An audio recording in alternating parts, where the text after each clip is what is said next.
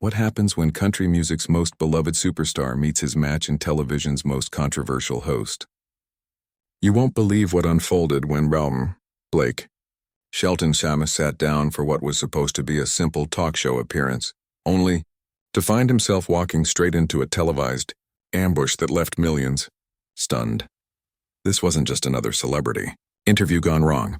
This was a full-blown showdown that exposed the dark side of daytime TV. But before we dive into the chaos, make sure to hit that subscribe button and leave a comment below, because what happens when two powerhouse personalities collide is nothing short of explosive. The evening started off like any other weekday broadcast of the Jenna Bush Show. The studio buzzed with excitement. The audience couldn't wait to see country royalty. Blake Shelton, fresh off his new album and basking in a much-hyped career comeback.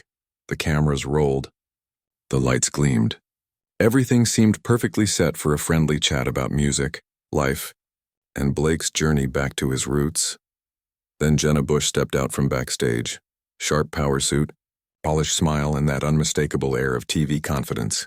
But those who knew her best could tell something was different. There was a glint in her eyes, a look that said this would not be a feel-good interview. "Ladies and gentlemen," she beamed, her voice thick with rehearsed enthusiasm, "please welcome the one and only Blake Shelton." The crowd erupted as Blake appeared, cowboy hat tilted just right, that signature grin lighting up the room. He waved, took his seat, and had no idea what was coming. The opening minutes were easy enough, banter about flights, fishing, and tour dates. Blake was relaxed, charming, and in control, until Jenna leaned forward and changed the temperature of the room. "So, Blake," she began, "let's talk about your comeback. Your new album's topping charts, and fans say you've returned to your authentic country sound." Blake smiled, nodding, grateful for the softball. But Jenna wasn't done. "It's interesting you mention authenticity," she said, her tone turning sharper, "because some people might question just how authentic this comeback really is." The smile faded. The air thickened. Blake's voice was calm, but his drawl deepened, a sure sign he was bracing himself. "I'm not sure I follow, Jenna." She leaned back, smiling just enough to be dangerous. "Well, this isn't your first comeback, is it? There was a time when your music wasn't selling. Radio stopped playing your songs, and let's be honest, rumors about your personal life weren't helping your career. Some might say this return to authenticity is just a clever marketing move to repair your image." The audience shifted uneasily. Blake's publicist, just off camera, was frantically motioning for producers to cut the segment. But Jenna pressed on. "Jenna," Blake said evenly, "you might be misinformed. Every artist has ups and downs. That's the business. But questioning my authenticity crosses a line." "Am I crossing a line?" Jenna shot back. "Or am I just asking the questions everyone else is too polite to ask?" And just like that, the gloves were off. She went in hard. Accusations, anonymous industry insiders, and claims that Blake had become impossible to work with. Blake's expression darkened.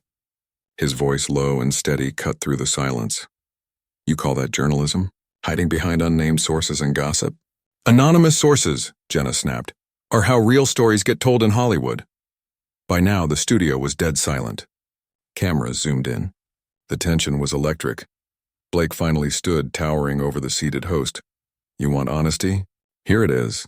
I've been in this business over 20 years, and I've seen people like you come and go. People who think tearing others down makes good TV. Sit down."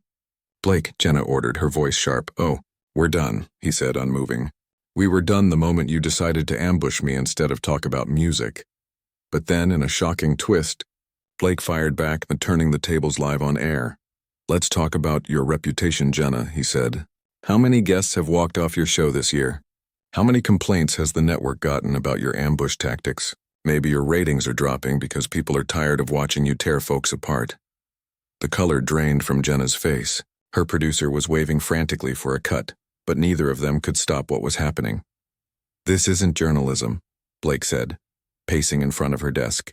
"It's bullying disguised as entertainment." "This is my show," Jenna snapped back. "Tough questions?" Blake barked a laugh. "You mean character assassination dressed up as journalism? Real questions would be about music, creativity, truth, not gossip." The two stood there inches apart, locked in a standoff that would become one of the most talked about moments in television history. Because in that studio, under the bright lights of daytime TV, the curtain finally fell away, and the world saw exactly what happens when country charm meets tabloid cruelty. And no one, not Blake, not Jenna, not the audience, would ever forget it. The camera operators captured every angle, every flinch, glare, and clenched jaw. Each frame would soon be replayed, dissected, and debated across social media and entertainment news shows for weeks to come. You want to know what's cheap? Blake? Jenna's voice rose to match his, all pretense of professionalism gone. Cheap is coming on here and playing the victim when there are legitimate questions about your behavior and your career.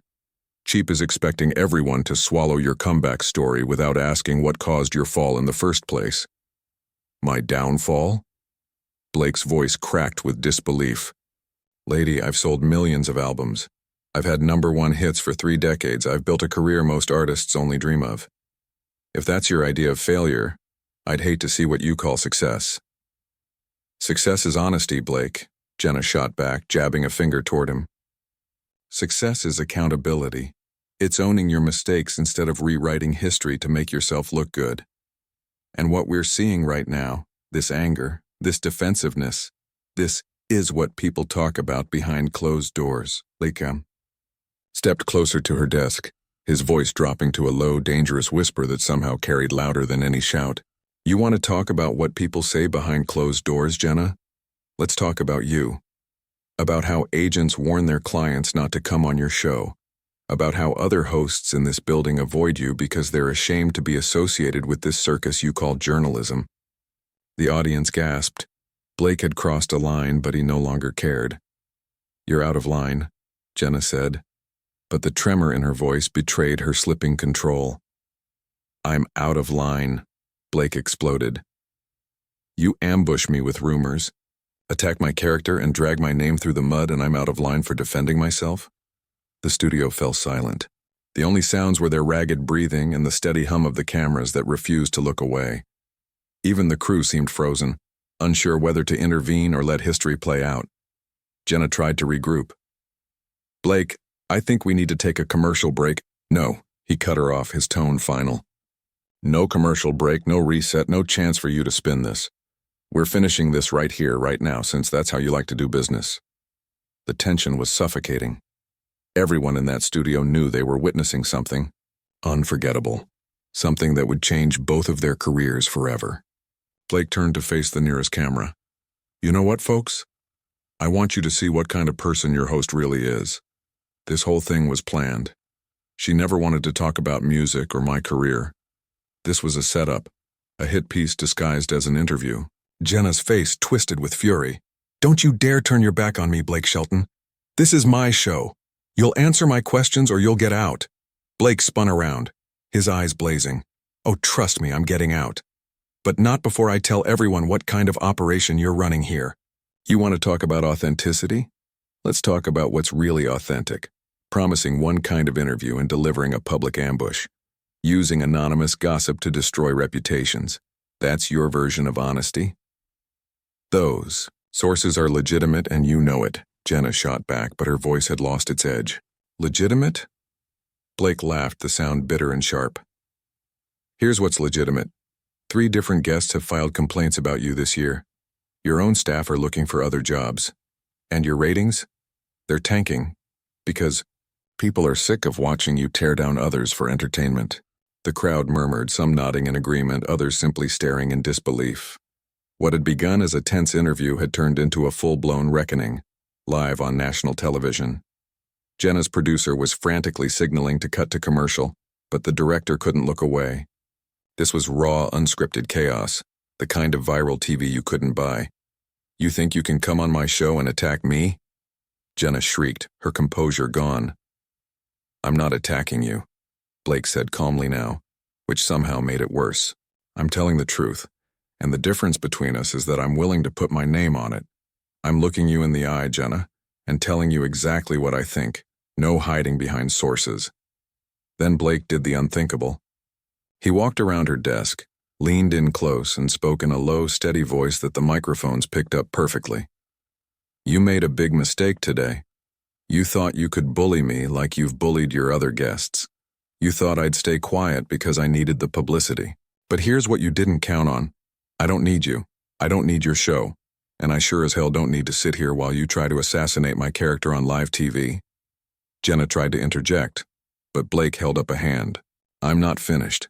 The real story here isn't about me, it's about you. You've become so obsessed with creating viral moments that you've forgotten what journalism looks like. You've turned this show into a gladiator pit, throwing people to the lions just to feed your ratings. He turned to the audience, his voice soft but resonant. And you know what the saddest part is? You could have done something meaningful tonight. You could have asked about the music, the art, the stories, but you chose gossip. You chose cruelty. And that says everything anyone needs to know about who you are. Security, Jenna shouted. Get security in here now. I want him off my set. Blake laughed, an honest, unshaken laugh, as he removed his microphone pack and tossed it onto her desk with a thud. Save yourself the trouble, I'm done. But remember this moment, everyone watching. Remember how your host treats people who come here in good faith. Remember how she reacts when someone finally stands up to her. He turned to leave. You can't just walk out on me, Jenna screamed. I'm not finished with you yet. Blake stopped at the edge of the stage, turned back one last time and said quietly, But I'm finished with you, Jenna. And after today, I think a lot of other people will be too. The audience erupted. Half applause, half disbelief, as Blake Shelton walked off the set, leaving Jenna Bush standing alone behind her desk, flushed and trembling.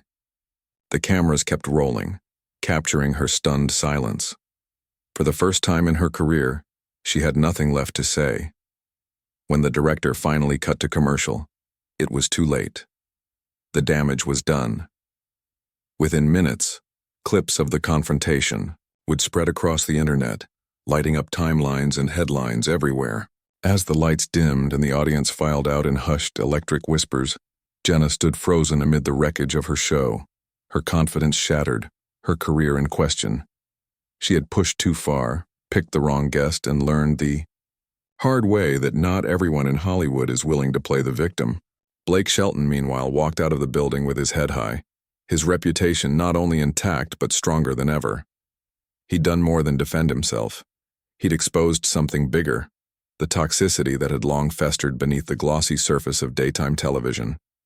The confrontation was over, but its shockwaves were just beginning, and the industry would never be the same again.